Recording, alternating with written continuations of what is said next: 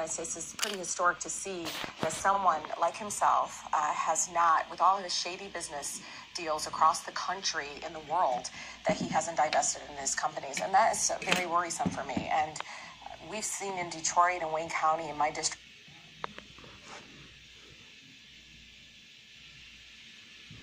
we talk about last night and the infamous video that's making the rounds. Do you stand by those comments? I stand by impeaching the President of the United States. I ran on that. I think what's really important is for people to focus on the fact that we do have a President of the United States right now that has not divested into any of his corporations, that he's, literally running his companies as a CEO from the White House. And what that means is he's making decisions not in the best interest of the American people, as we see now during this shutdown, but best interest of himself and what the bottom line is for his companies. I think people don't understand it goes way beyond what the Mueller investigation's trying to attempt to do now and creating some sort of process to look into obstruction of justice.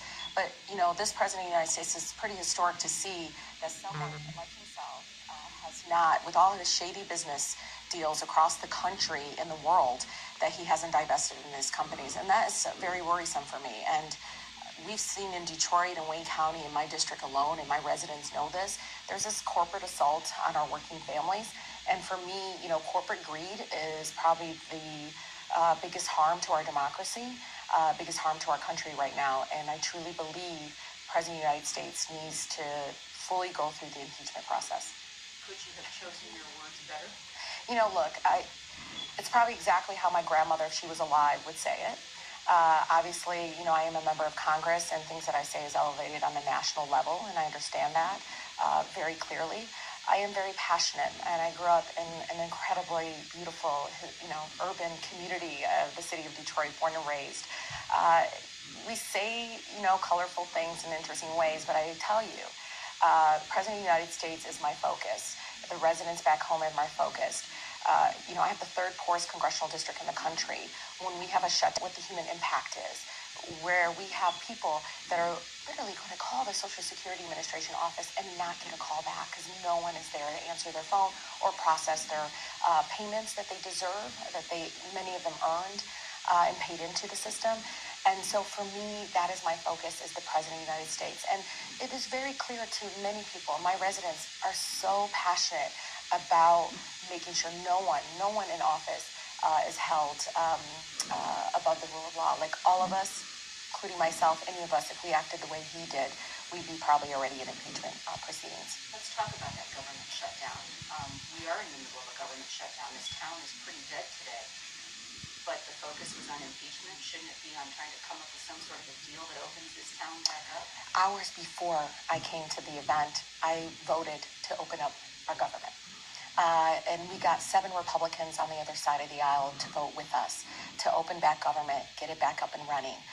That's what I did before I went to a party that was not in the Capitol building with friends and family and supporters of mine who know the activist in me will never go away, and this is who I am. And, I very much talked about people like us running for office and the fact that, my district should never feel like they don't belong here. And many of the words and choices that the President of the United States has used since his beginning of his term has been very volatile and very hurtful for my residents. I know and have heard from many of my residents who are, keep up the fight, Rashida. We love your spirit. We love your passion. They love that I'm real and that I am very much focused on, getting the government back up and running, but also making sure that held the President of the United States accountable. The colleagues in your caucus were not crazy about the comment either. Elijah Cummings says it was inappropriate, that it doesn't help. Nancy Pelosi said she's not the word police, but it certainly doesn't help. Kind from Wisconsin couldn't believe it. All of them said, paraphrasing, that this kind of stuff doesn't help. Yeah, look, this is a new era of social justice movement. This is the largest incoming class of members of Congress since Watergate. Many of us are some of the youngest, some of the most colorful, more women, more real, that are coming to the United States Congress. We're different from those that may have been there for a long time, but I can tell you, I think they also agree with me that we need to continue with the Mueller investigation, but we also need to hold him accountable to every single action that he makes. Count on us to be diligent, hardworking, and extremely focused on what's important back home. Do you think you handed Republicans in the House ammunition by last night? No, I think their president alone does that for them.